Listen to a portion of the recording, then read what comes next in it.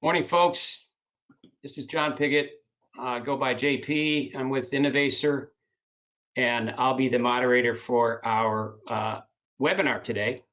And I'm just going to wait for a few minutes to kick this off as people log in and get settled. So we'll just wait for another minute or so.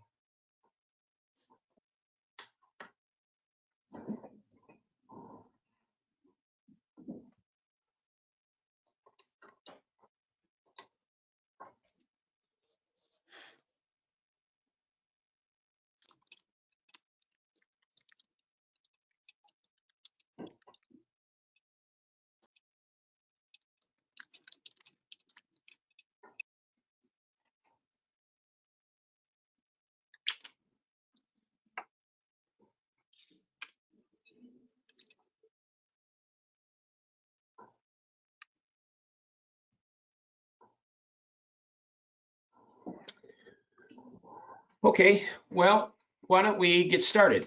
Again, my name's John Piggott. I go by JP, and this is Innovacer webinar on payer transformation for improved provider collaboration and health outcomes. And good morning and afternoon, depending on your time zone, and welcome to our webinar. Joining me today, we can go ahead and forward the slide. Yes, thank you. Joining me today are Dr. David Nace and Mark Gantz as panelists. Mark is a member of Innovacer's Strategic Advisory Board and the former CEO of Cambia Health Solutions. Welcome, Mark. Good to be with you. And Dr. David Nace is our Chief Medical Officer and former Vice President of Aetna and United Health Group, so has lots of experience on the payer side of the business. Welcome, David. Great to be here, JP. All right, let's go ahead to the agenda. So I'm just going to quickly review the agenda topics today. We're going to explore several key aspects of payer-provider collaboration in the growing value-based contracting arena. We'll talk about some key challenges in building trust with provider networks. We'll talk about high-performing provider network for value-based payment acceleration. And then we're going to explore three different transformational levers that we see that really help move this initiative along: unified and accurate provider data, actionable analytics, and provider engagement. And then we'll wrap up with what sort of technology is really required to support or facilitate this kind of collaboration between payers and providers. Go ahead to the next slide. So let's start with some key challenges that we see. We see three: provider data management challenges in terms of lack of standardization of data, inaccuracy and inconsistencies with manual provider information workflows. We see cost predictability issues around inaccurate cost that affect overall revenue cycle management, inability to manage process workflows that really would facilitate this kind of collaboration, and then inaccurate coding and quality management because of the difficulty of ensuring accurate capture of codes all around provider engagement and lack of the ability to review clinical data as part of that. I want to start the interaction here with Mark Gantz. Mark, while at Cambia, you led many innovative approaches to improve member whole person care. Mm-hmm. What are your thoughts about the challenges with provider network collaboration? Well, I think there are a sort of a bedrock 2 or 3 or 4 of them. Number one is there's a persistent lack of trust in the culture or between the cultures of health plans and provider organizations. And that it has been more of an adversarial or competitive relationship rather than one that's where the two parties really see and are motivated by a sense of collaboration. I think one of the root causes of that is really my second point, which is there is not, we have found that often there is not enough focus on a unifying principle, which is how do we better and make straighter the path, the experience of individuals and their families that we serve, and that health plans might serve and call members, and providers would call patients. They're the same people, and I find that when we talk about how we can collaborate to make their experience better, then the trust, you can start overcoming the trust issues. But when you don't, then it gets to the third sort of problem or challenge, which is both parties are fairly invested, and there's a lot of inertia around the revenue model that each of them have. And if there isn't a unifying principle that I think the only really important one of all of them is, how do we make a measurable difference in the life of the people we are serving? Then people go back into their corners and they worry about a collaboration getting in the way of or destroying their time-honored ways of making money and getting revenue. And then finally, all of that kind of is one of the symptoms of the first three, is that we do not have effective infrastructure between us that have been built that create a single source of truth that both organizations can truly trust and rely upon in creating a better experience for individuals and families. So those four all have to change, and they all have to change at the same time. You can't say, well, if we get 3 out of 4, that ain't bad. You got to have 4 out of 4. Yeah, very and good. So we made progress on that, but part of it was being really fierce about who are we in it for. Yep. Well, Mark, those are great points. And, you know, one of the things that you really brought home for me when we first started, you know, talking about this topic months ago was the idea that payers are there. They're hired by their constituents, the employers that hire them, government contracts, et cetera, to really ensure the experience and the quality of care delivered, the health of the people they serve, members. And providers are really in the business. I know me as a physician was to, you know, I want to get paid because I want to run a business, but I want to take care of patients. I want to improve their experience, you know, taking care of their health, staying well, and improving the outcomes of the care that I've delivered. And yet the model that we've operated on, fee for service, has been built simply just to pay, right? And so the idea of moving into this, we've talked about it for decades, value-based care and new payment arrangements requires collaboration. I think collaboration about that common mission, how do we improve the health and the outcomes of care that's delivered, and really unite the efforts of both payer and provider. But the systems, to your point, that have been developed are built around this legacy fee-for-service, very narrow function of credentialing and contracting, the data information for claims payment, which takes so long to reconcile.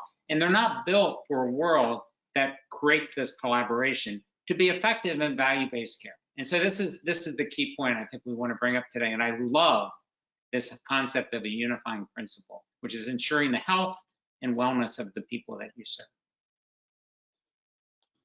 So we're gonna continue on and explore, you know, how we really address some of these key challenges. But the first thing I want to talk about is some of the results of actually implementing a high performing collaboration in terms of value-based payment acceleration. An engaged network means smoother and faster adoption of value-based payment models. A coordinated network delivers better cost optimization, and an efficient network can help really propel member retention rates. So those three are sort of some key drivers in terms of what we can expect to see out of results. You know, John Glazer, the quote you see here is an excellent point, and one that Mark talked about earlier. in value-based care, either everybody benefits or no one does. And if the center of attention is the member or the patient from all parties, then we certainly have much better odds of landing in the right spot. David, I know we're going to explore some of these transformational levers that we see in the next few slides, but I wanted to get your initial thoughts about these benefits of a high-performing payer-provider collaboration.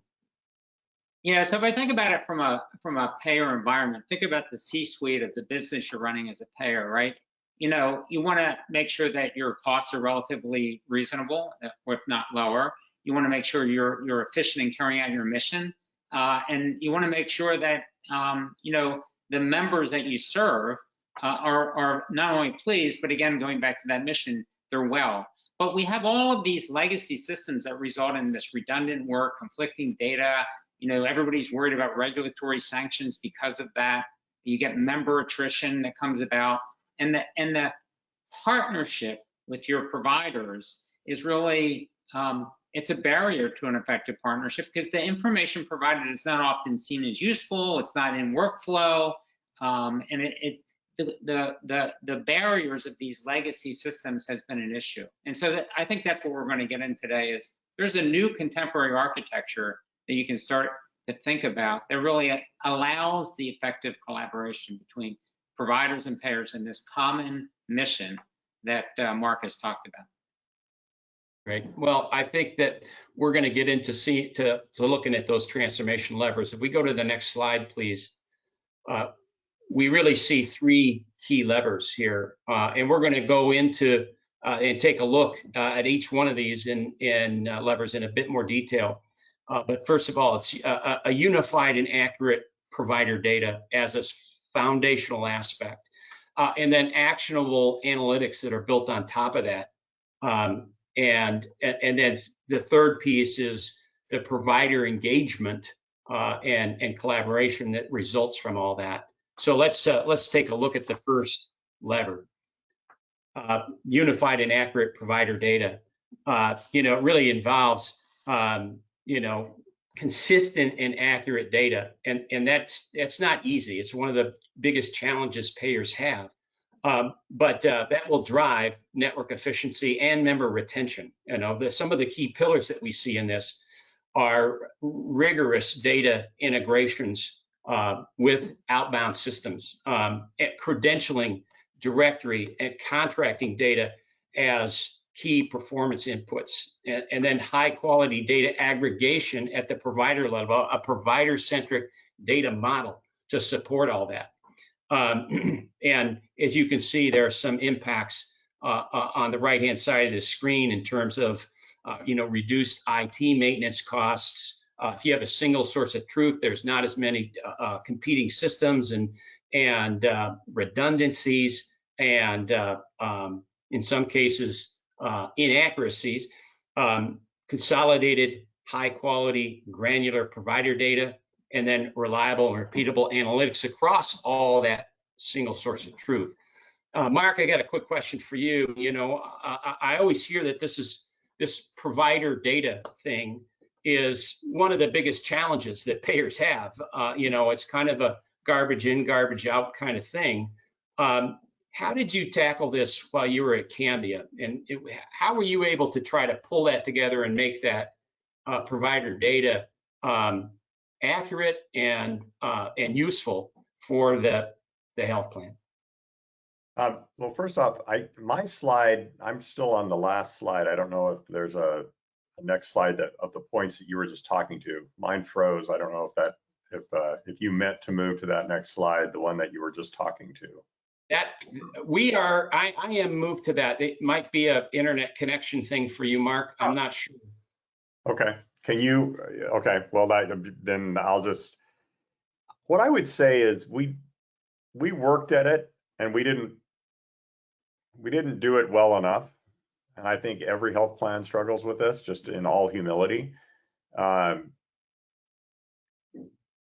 I will say is our cardinal principle was around the individual, the consumer / patient, and can we have that we had to have, that our focus, again, our principle was having accurate provider data so that we could share that data, whether it was credentialing data, whether it was just provider directory data, and make it easy and consistent and accurate. And it was frustrating at times because we developed very good tools for how patients could access the information that they needed, and they did access it. But often the data that we had for individual providers in terms of their contact information, whether their practices were open, all of that kind of user-friendly data, sometimes it wasn't accurate. They would call the doctor's office and the phone number had changed, or they would attempt to contact and find out that the practice was closed even though our directory said it was open. Sometimes it was our own mistake where we didn't assign, in terms of the different networks we had, we didn't have the right providers that were actually in the network and not in the network. And so I felt like some of it was on us in just getting our act together and having systems, where information had to go from one of our systems to another, just optimizing that. The other piece was, again, because we didn't have enough true engagement and collaboration with the very provider organizations that we were trying to populate our information with, they were not providing us regular and accurate updates.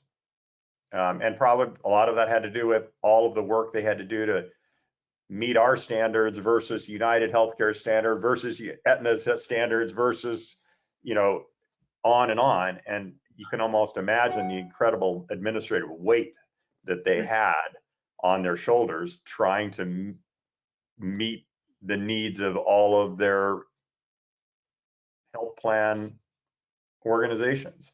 So where I come back to is, I guess, to me, one of the key principles for how we get this better is, again, it goes back to single source of truth, and not just single source of truth for the Regents health plans under the Cambia umbrella, but for all parties across all health plans and providers. That's what part of it is what's drawn me toward Innovacer, because I think this company has the capability to deliver that, and that is what it is trying to be able to facilitate. Very good.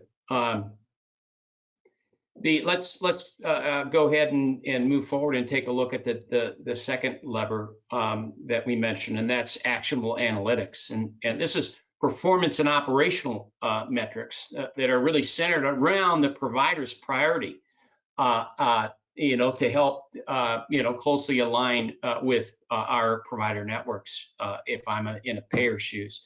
And those are reimbursement analytics, for value-based agreements and contract modeling. Those are network performance analytics, to prevent referral leakage and help close care gaps and things of that nature. There's obvious impacts and benefits that we've highlighted on the right-hand side of the screen. Now, David, I know that you have worked quite extensively in the payer world as well. What are your thoughts about these types of analytics to drive network performance and payer-provider collaboration and alignment? How did you address this, or what did you see in your past, and what are you seeing today?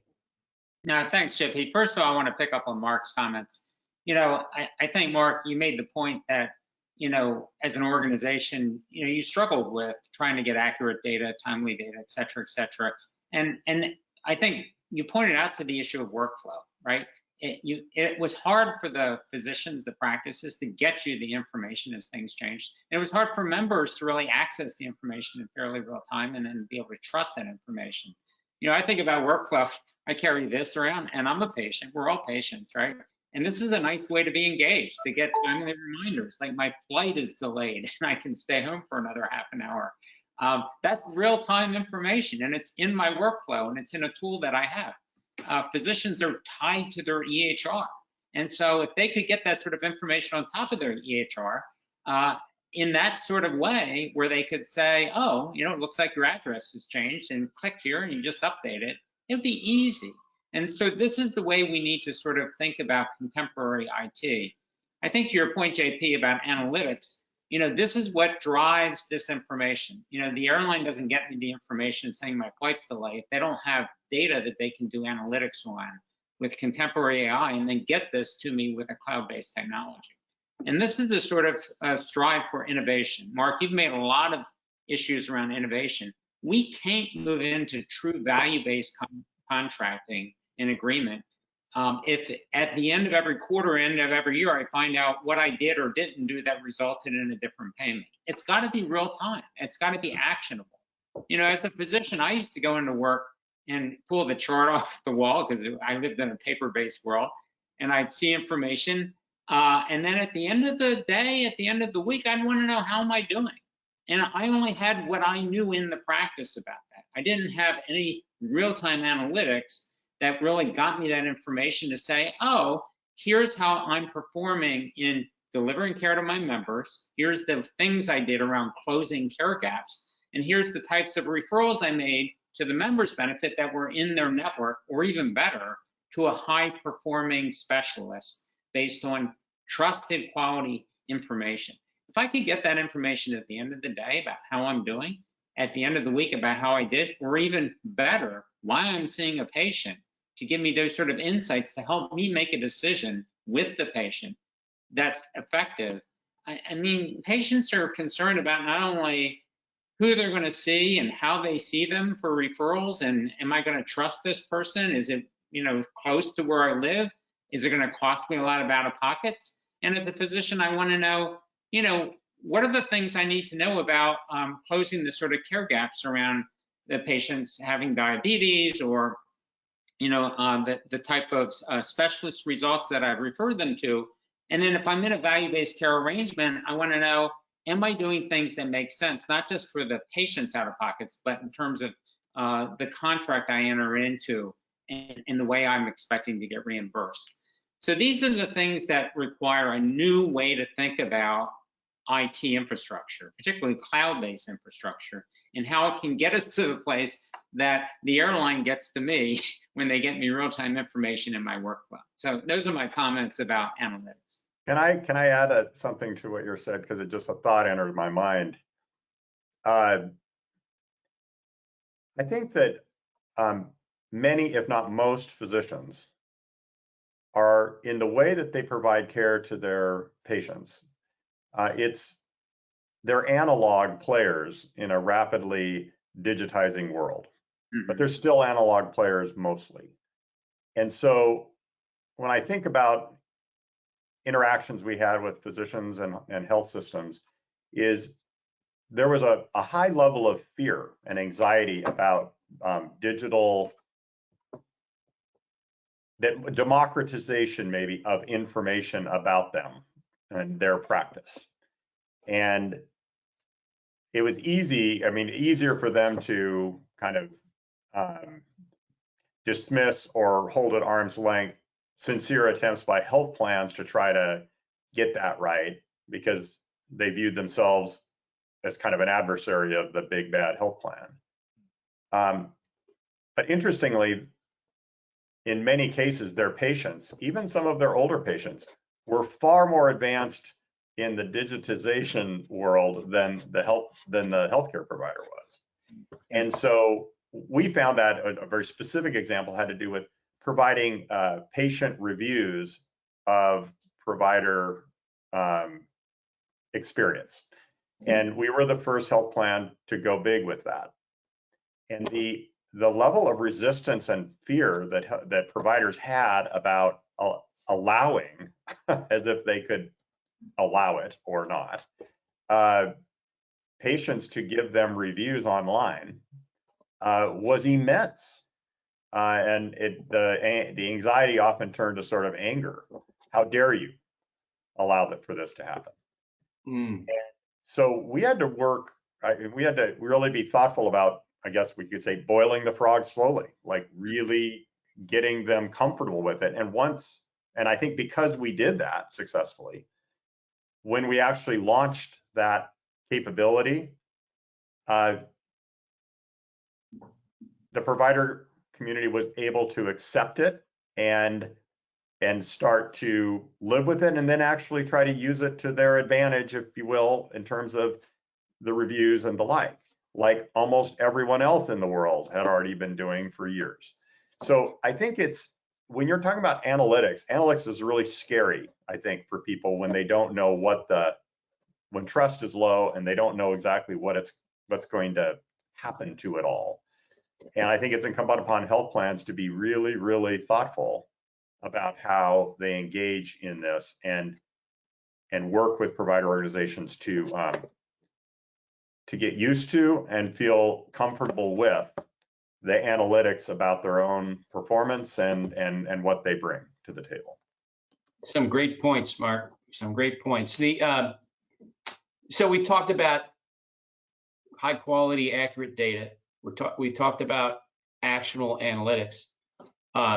Let's go to the third transformation layer, which is provider engagement. So you get great data, you get great analytics and insights. Now, how do you actually engage with a provider and make that the data, the insights come together and actually turn into something positive, as you point out, Mark. And those transparent workflows can facilitate collaboration. We can improve risk and quality management outcomes and incentives, and we can streamline referral and prioritization processes, which especially prioritization processes are, sort of the bane of providers' existence. So, Mark, in your opinion, what keys to success in facilitating solid provider engagement? What do you see? And I know you've highlighted several, creating trust and that sort of thing. I'll talk about it in terms of sort of maybe tactics. Yeah, I think, but they're probably more deeper than that. But what I would say is, I think critical is to sit down and don't have it all figured out and present it to the provider as one like big package that they have to fully accept or not. Providers really, really react negatively, I think, as everyone on this meeting knows, to health plans that come in and say, we've got this figured out, now here, you just do it. And it's particularly exasperating for them when every health plan is coming to them with a different recipe and saying, we have this, we've got it all figured out, you have to do this. I always insisted that we would start with really listening to what providers most wanted to do. And then the next phase of that conversation was providing some thoughts to the provider about what individuals and their families really want, which often they were not particularly curious about. And if we could marry those two and then start working with them collaboratively to build a solution that was built around some solid first principles, such as we're in this for making the life of individuals and their families easier, better, more integrated, and really commit to that, and commit to, even though we may not know what the measure sticks would be at the beginning, committing to have clear measurements around those principles and whether we achieve them. Then we could actually have a productive conversation. And then I think, and the key point I want to make here is, there's companies like Innovaccer have tremendous capabilities in the systems that you've built, truly transformational in my opinion. But they're only going to be transformational if the parties involved, payers and providers, are truly aligned and collaborating to use this, to build a system capability, build or buy a system capability that achieves those outcomes. And if not enough time is spent on those combined outcomes, then it's fake and it would be called fake engagement between the parties. It's not real. And therefore the system will never set you free. It will only create more ties that bind in a way that does not help the patient and their family in their journey through healthcare. Plain and simple. So I think the system is a critical decision-making point, but it needs to come later in the conversation after the parties are truly engaged with one another around a common set of principles, a common set of outcomes that is more than about the individual needs of the payer or the provider themselves. It needs to be around the common endpoint, which is the people we serve. And I think spinning off of that common endpoint is, one of the things that we see health plans do is they come up with a beautiful, engagement plan that, and a great UI with a portal. And they put it out in the physician's office and they think that's going to solve the problem. The problem is that same physician's office has 12 portals, one for each health plan that they contract with. And that's another thing we're trying to solve for is just the technology, eliminate some of that technology friction by becoming the sort of the single source of information at the point of care for multiple health plans in a consistent and standard manner.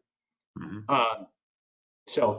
Well, ultimately, JP, we would like, I think providers would be thrilled if health plans would work together to develop a common approach so they don't have multiple portals. And when I was chair of AHIP, we began a process, a conversation about could we do this around things like credentialing and have a common approach so that it wasn't different fundamentally between and amongst different health plans. And that's a hard one because I think a lot of health plans actually think that somehow how they do it is a competitive advantage versus others, as opposed to recognizing maybe that's not the best platform for competition. And that really at the end of the day, if we're really about all serving Americans better, this is one where we should be collaborating. I go back to how the banks thought when they developed the basis for ATM technology. Remember, many of you would remember there were multiple exchanges, and if you had the wrong card at the wrong ATM machine, you were out of luck. Yeah. And for a long time, banks, there was this competition amongst the exchanges to which banks they would have on there. And ultimately, somebody just called it and said, this is madness. This is anything but focused on the needs of consumers. We have this tremendous new tool called an ATM machine.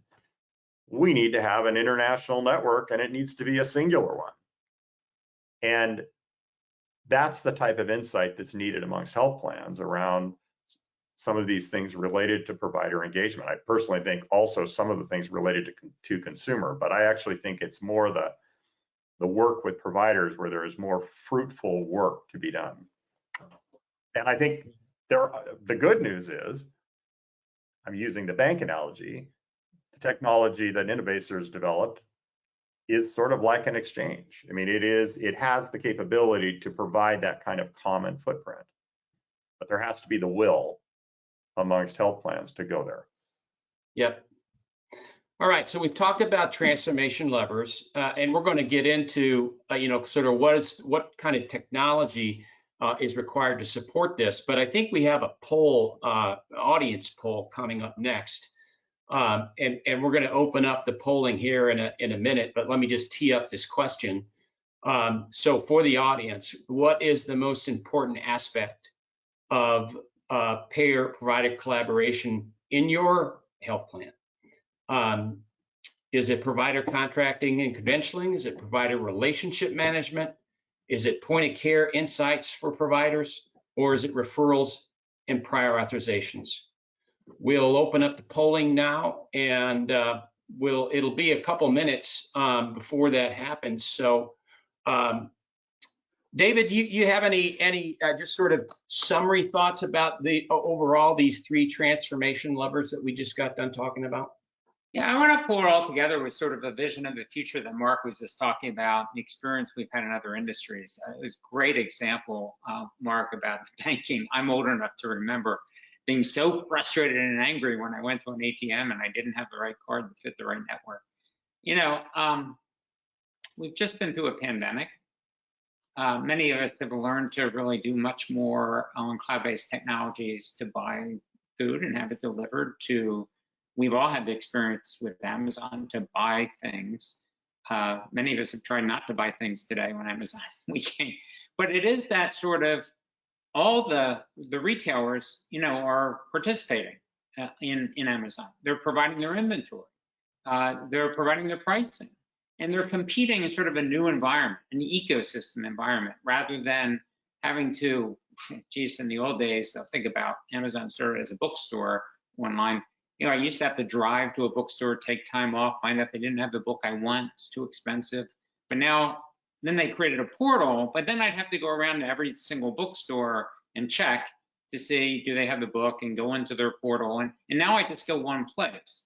And I think, to your point, Mark, you know, every payer currently has different portals, and the members can go in, the providers can go and find out information. But heck, you know, when I'm thinking about an airline, I don't want to have to go check each airline every 15 minutes to see, is my flight on time, is it delayed? I want to get something to get information to me. And when I'm buying tickets, I want to see all the airlines and their prices and their schedules, and, you know, what consumers' experience are with them. It's a different world when we think about the cloud. We think about cloud-based technology. We think about value-based arrangements, which require more real-time information and certainly accurate information. And healthcare has not gotten there yet. And this is really, you know, you've been inspirational, Mark, to us. You know, the company we have, Innovator, was really putting together two words, innovation accelerator, because we knew the time was near for healthcare to enter into this sort of more contemporary way of using technology to participate. And that means potentially value-based care may be not so far away as we thought it was. Mm-hmm.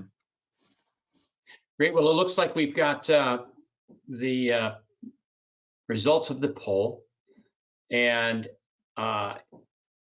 provider relationship management is the clear winner of important aspects, followed by point of care insights. Followed by referrals and prior authorizations, and then point of care insights and contracting and credentialing. Any quick observations from either you, Mark, or David, about those kinds of results? Yeah, I want to actually tee this up and ask Mark a question. I'm pleased to see provider relationship management rising to the top. Great if it even rises further over time, but it's a culture change. It's not just technology. And I think you talked a lot about that culture change and creating trust and common ground. My curiosity is what's in the mind of people when they say the words provider relationship management. I mean, one of the things that I tried to work hard on as a leader in healthcare is to get the word management out of the lexicon of health plan employees, people that work for our company, because management suggests that providers need to be managed, like there are some cats that need to be herded. Yeah. And I feel the same way when you know, we talk about management of patients. Patients don't expect nor want to be managed. They want to be cared for. They want to be respected as individuals and not populations. And providers are very much the same way. And I understand where that language came from. But I would hope that as we move forward, that when we talk about management, we're talking about managing ourselves. and doing a better job at developing real relationships with our providers, or we'll never, quote, be truly collaborating with them. So I'm just sort of, that's sort of a playful but really dead serious point. Good point. The second one that I would say that I was also pleased got as many votes was referrals and prior authorizations, because that is a particular pain point for providers. It's one that it just breeds mistrust. of health plans. Because again, it's the health plan suggesting that it knows better. Now, I understand where prior authorizations came from and why they were necessary. But I do think that health plans are coming to a greater understanding of what a blunt instrument that is, and that we can do better and must. If we really, again, want to go from, quote, managing providers to actually relating with them in common cause to help individuals and their families, as opposed to prior authorization that often makes the consumer the pawn in a bigger game that they don't even understand. So I'm glad to see that, because it tells me, it just reinforces what I saw during my latter years as CEO. A real effort, a serious conversation amongst leaders of health plans about, we've got to do better on this. We've got to come up with a better model than prior authorization, or we're never going to get where we want to be. And so I'm not sure that even 5 years ago, much less 10 years ago, if we'd done this same poll, that referrals and prior authorizations would have even gotten many votes at all. So I view that as a sign of hope. Well, I also think that the world of prioritizations is changing dramatically with and through technology. The ability for companies like Innovacer to be able to create clinical insights, fantastic clinical insights that can be seen by the health plan in real time, potentially has the ability to eliminate prioritization process altogether. Because now the health plan sees what the doctor saw and made the sort of the correct medical decision on what happens next. And now you don't need to create the process by which somebody's calling, faxing, and exchanging information as to why did you make that decision. So I think we're going to see a lot of changes in that area. All right, moving on. I wanted to make a point, because Mark, you had me thinking about this. I would suggest that prior auth is really a legacy of the fee-for-service environment. And if you were going to really truly move to value, where there's collaboration, then the payer actually finds a way to support the provider in that common mission, as opposed to trying to manage the billing that occurs from a provider in a fee-for-service world, where they are trying to make money over billing more often and for more expensive things. So as we truly move to systems that support a value-based collaboration and value-based payments, it's going to require a change in culture. Yeah, I think you're right, David. I think that's if the value-based approach, is not about just the payment, because a lot of the value-based conversations I was a part of, or I heard about in my role as CEO, I was disappointed that often they just evolved to different ways of how do we split up the baby from a pure revenue dollars and cents, as opposed to being, this isn't about value to the two parties that are talking. It's about how do we increase value to the people we're serving, to the patient and their family. And so if we get to that, David, then I think you're right. Prior authorization becomes less important, because the health plan and the providers have joint skin in the game. And so you're only robbing yourself, if you will, if you're trying to, quote, milk someone. And therefore prioritizations will not be necessary, because there's only one reason that was created. It wasn't necessarily to create better care. It was to fight bad care and unnecessarily expensive care. Very good points. All right, let's switch the conversation a bit. We've talked about the challenges and some of the levers, but now let's talk about what technology is required to support this kind of collaboration. And we're going to explore several different things, key aspects of that kind of collaboration. We'll talk about the data and analytics platforms. We'll talk about multi-channel provider engagement and collaboration. So let's go to the next screen. And this is really how Innovacer sees the technology picture of trying to pull all this together. And if you go forward one more screen, and okay, so let's talk about at the center of everything. This is transformation lever number 2, creating actionable insights. At the center is a single source of truth platform with a provider-centric data model. So the data model is built to support specifically how you engage with providers and really deliver value-based contract analytics and provider relationship management integration, as well as provider engagement. If we go ahead and advance the slide one more time, the transformation lever number 1, creating that unified and accurate provider data, is all about the ability to accept multi-source data across multiple different systems in multiple different formats and be able to pull it into a platform and organize it in a sensible way. Once we have that, and we have that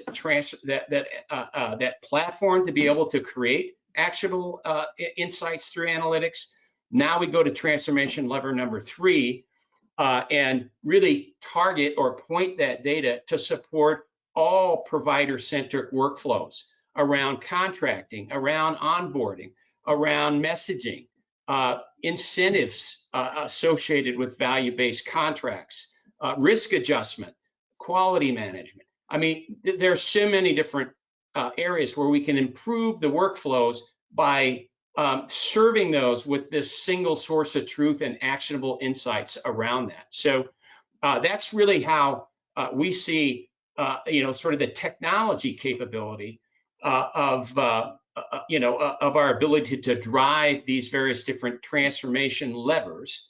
Now we're going to go to the next screen, and Dr. Nace is going to talk a little bit about how we see, sort of the platform serving our populations and our constituents in this picture.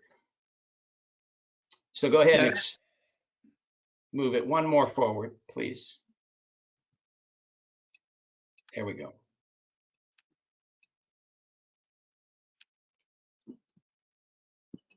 So this is all about driving a provider-centric view for enterprise-wide collaboration.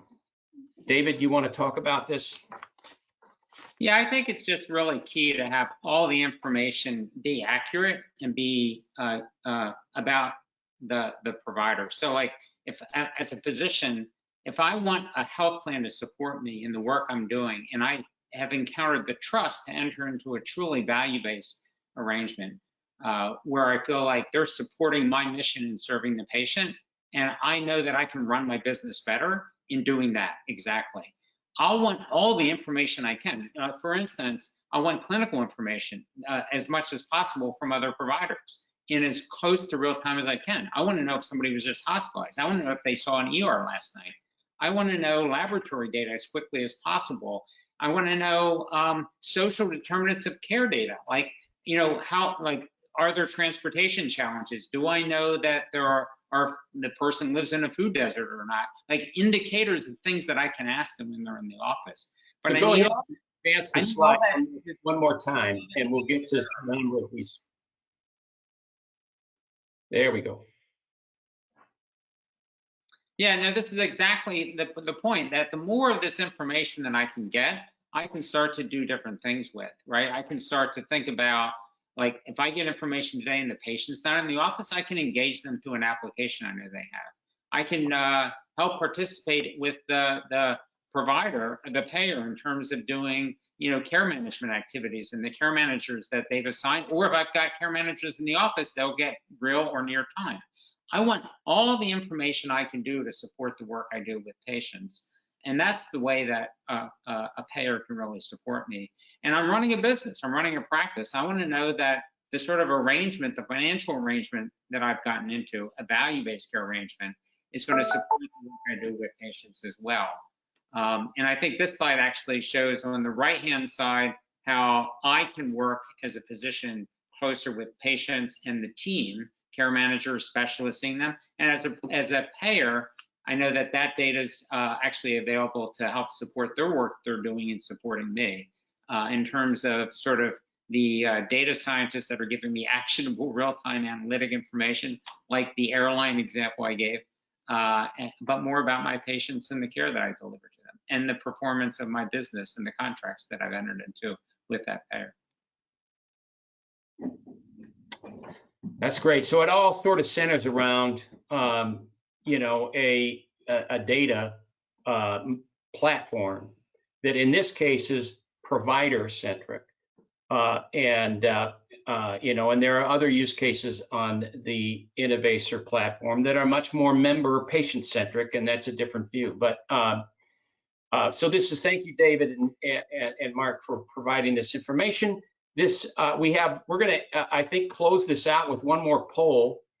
And the question here for the audience is, you know, what's the biggest barrier to your use of these kind of contemporary provider network collaboration solutions? You know, they're expensive, they don't have adequate functionalities, integration with existing data sources and systems are too difficult, or the time to deploy is too long. While we wait, Mark or David, any additional comments about this question, about what we've talked about so far today? You needed a source. I think you needed an E, and that would be all of the above. Yeah. At least that would be from my time at Cambia. That would be, I would hear all four of these items at various times in various ways. The other part of it was that so many of the solutions that are out there are really closed solutions. They instead of sort of facilitating a more democratized and fluid approach to solving the problem of supporting true collaboration, they had an adhesive quality, kind of a recipe that kind of forced the parties into too narrow of a hole that really often it wasn't pointed at the ultimate goal of improving fundamentally the experience of patients and their families. And so, you know, maybe another one would be not that they're too expensive, or maybe it would kind of be under B, which is they don't have adequate functionalities because they were aimed in the wrong direction. They weren't aimed enough at, is this going to really make a difference, a measurable difference in the experience that individuals and families have of healthcare, and make it feel more consistent, more focused on them and their needs, and allow those who are providing the services, providers and or health plans, to actually accomplish that. So that's one of the things that I would have added as a maybe E to that. Yeah. Yeah, Mark, you know, I want to really emphasize that issue about closed systems. You know, a lot of both providers and payers have made huge investments in the systems that they have for a world that is rapidly disappearing. The claims adjudication systems, credentialing systems, the network management systems, and for providers, the EHR. You know, 50% of physicians are now employed by health systems, and we know that we have clients that have spent over $1 billion or $2 billion with a B on their EHR. So they've made these investments, and so one of the things we've focused on in Innovacer is how can we not ask people to rip and replace these things, but wrap around them to be more effective? Think about, you know, I buy a car. I don't want to buy another car that's got some system that's going to tell me and give me a visual map and tell me where I'm going and how to pick the best route. I want a tool that wraps around that, like when I buy Waze, not buy Waze, it's free, and be able to, or use Google Maps to find the best direction when there's changes, when there's an accident ahead. I don't want to have to buy another car. So we look. David, your point that you're making is the exact answer of this poll. Integration with existing data sources and systems is the #1 biggest barrier. Any thoughts or comments about that?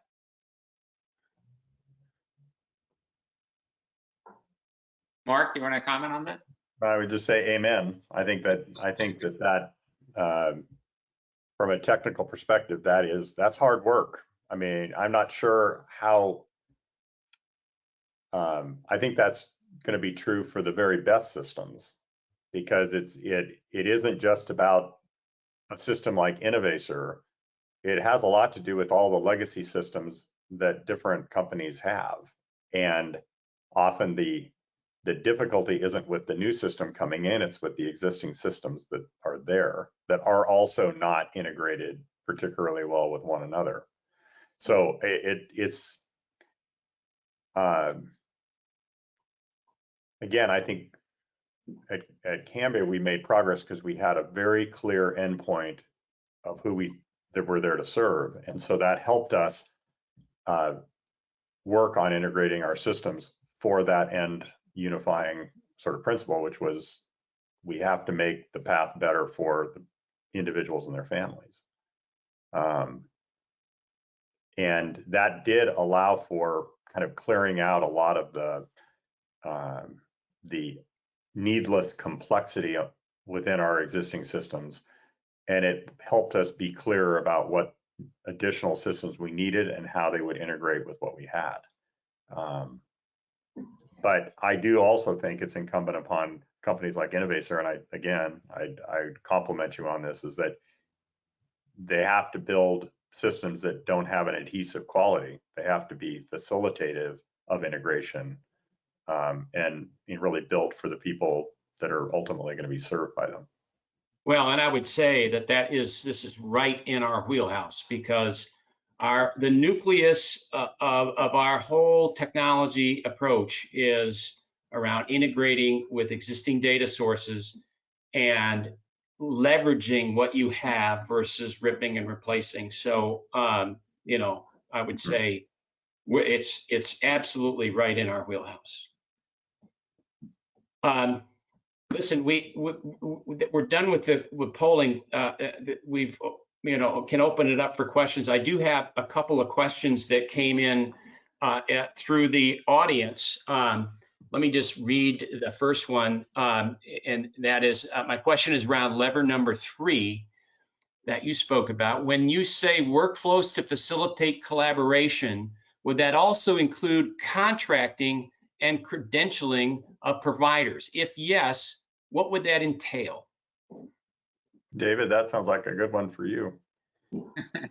Well, certainly, you know, I think if we move into this new world of collaboration that we've been talking about today, to meet the similar goals, you know, the way we go about contracting needs to change. And the way we think about doing credentialing needs to change. You know, I like this idea, Mark, that you've described about having all that information in one place, whether it's for all payers or even for a single payer to work with a provider.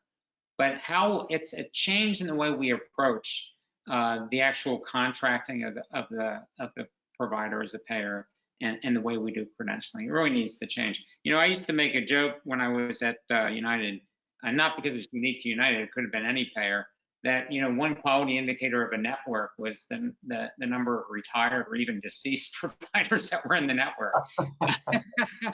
You know, it really needs to change. And I think the systems, we need to develop systems, and we think about this at Innovacer, to wrap around them to support, but it requires the cultural change, I think, that you pointed out as well, Mark. Mm-hmm. From a time standpoint, I think we have about 30 seconds before we need to wrap up our hour. There was one additional question, you know, around where all the levers are coming together. Would an ideal solution help in integrating provider data across different sources? And, you know, we just addressed that as part of our reply to the poll, in that absolutely it's integration across multiple different data sources. So, listen, I think we're pretty much at time now. I'd really like to thank you, Dr. Nace, and you, Mark Gantz, for joining me and participating in this webinar today, and appreciate your time, and have a great day, and we will catch up later. That's great. Thank you very much. Thank you. See you.